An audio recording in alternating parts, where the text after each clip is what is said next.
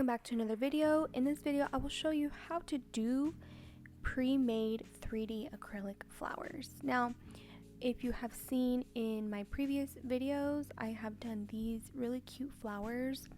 However, they are flat, so you can still use them on your nails and secure them with some really good adhesive or with acrylic itself.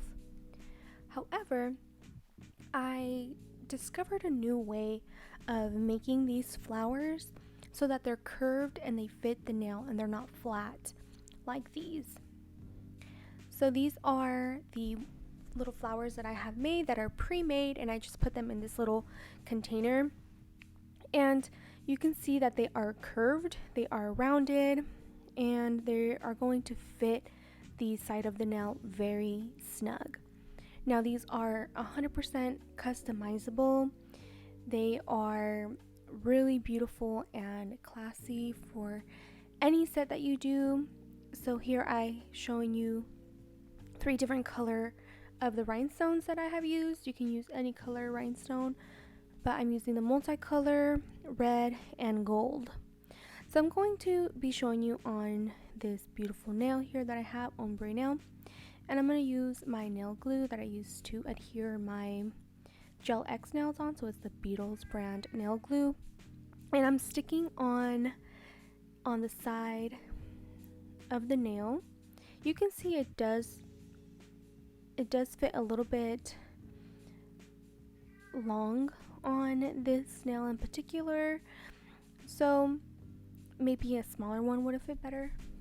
However, it's really customizable, and you can just make the flowers a little bit smaller to fit a smaller or shorter nail. So I'm going to show you how I do it. All I do is I get a straw and I put over a nail form. That way I have a good grip on it. I'm not sure if it'll work just on the straw, if it'll pop off, but just to be sure, I put on a nail form. And I flattened out the straw a bit. You can keep it rounded if your nails are super curved, but I just flattened it out a bit. These are the 2 brushes that I use for my acrylic flowers. Use whichever brush you have. And these are the little rhinestones that I'm going to be using. I'm going to start with some clear acrylic. I use the Young Nails clear acrylic, and I'm going to use this purity color from Secret Nail Affair. Use any brand that you have. These are just what I have at the moment.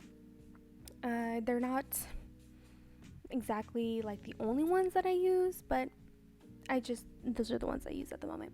So I'm going to lay down some clear acrylic and then put down my rhinestones. So in the center, I put one slightly larger rhinestone, and then I do 4 to 5 just depending on the size of the flower I'm doing.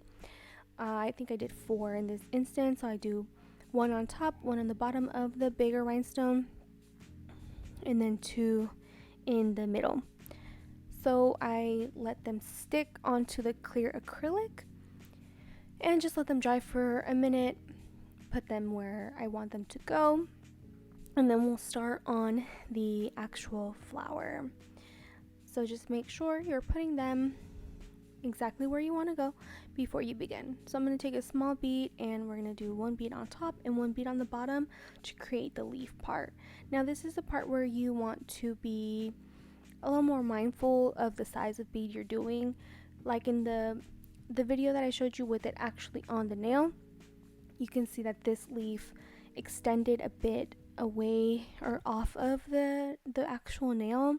So at this part, you can make the nail, or you can make this leaf fit the nail perfectly by making the leaf longer or making the leaf shorter. So I just get the bead and then pull it upwards to make a little teardrop shape. The temperature of the room was a little bit warmer, so it did set a little bit quicker. So just keep that in mind as well. And you're just going to make a little dent in between the flower and shape it as needed to create the leaf shape. And you can really make it any way you want, however round or however flat you want it to be. It's really going to depend on how you want your flower to look.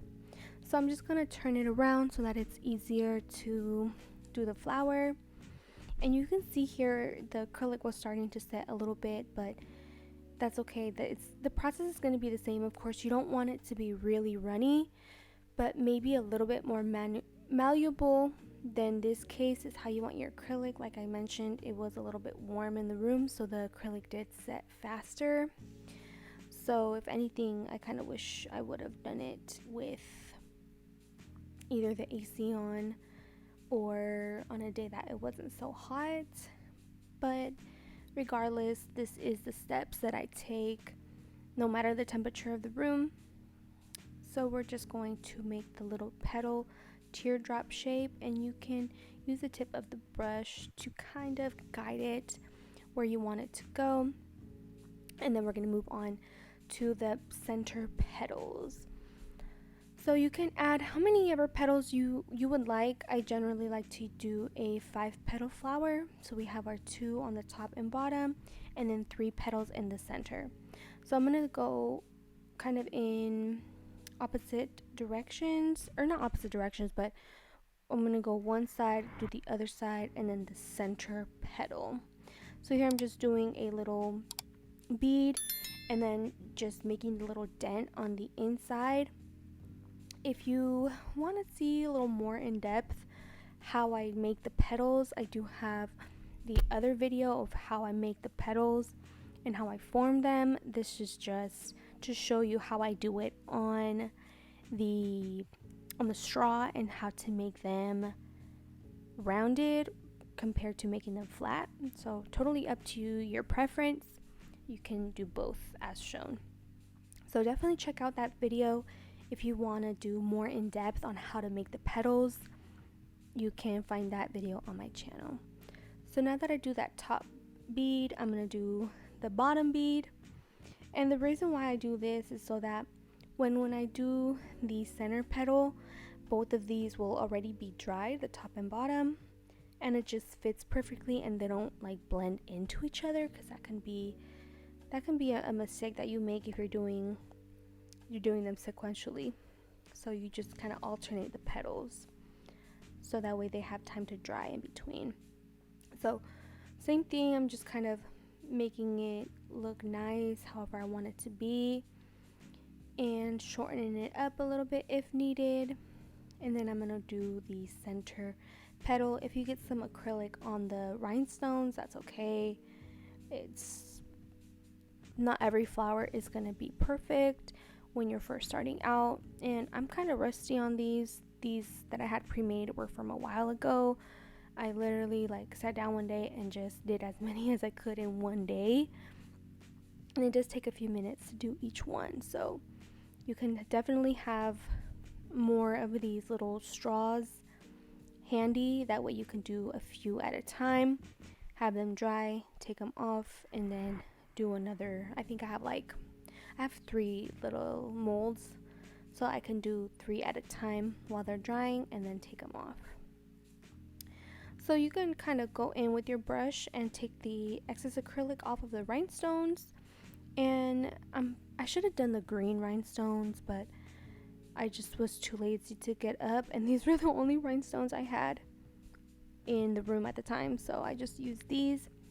But you can see the flower is complete, and we have a rounded flower that looks really cute. And I'm gonna take it off, so you just let it dry and you just pop it off. Of course, just wait for it to be completely dried and pop it off, and you will see that since we added the clear acrylic on the rhinestone, it's gonna just all connect.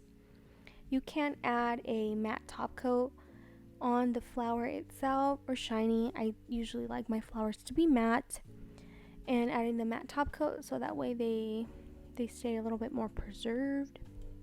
You can even add like a builder gel on the bottom of the flowers, that way they stay nice and strong. So it has a nice slight curve to it, and you can just make as many of these as you like, however big, however small. You just kind of adjust the size of the rhinestone, and that'll make a bigger flower. Of course, bigger petals will make a bigger flower. But yeah, this is how I make my little curved pre-made flowers, 3D acrylic flowers. Thank you for watching this video. I hope it was helpful, and be sure to check out the other videos that I have regarding how to make 3D acrylic flowers. Hopefully it's helpful, and let me know your thoughts in the comments down below. I'll see you in the next video. Peace.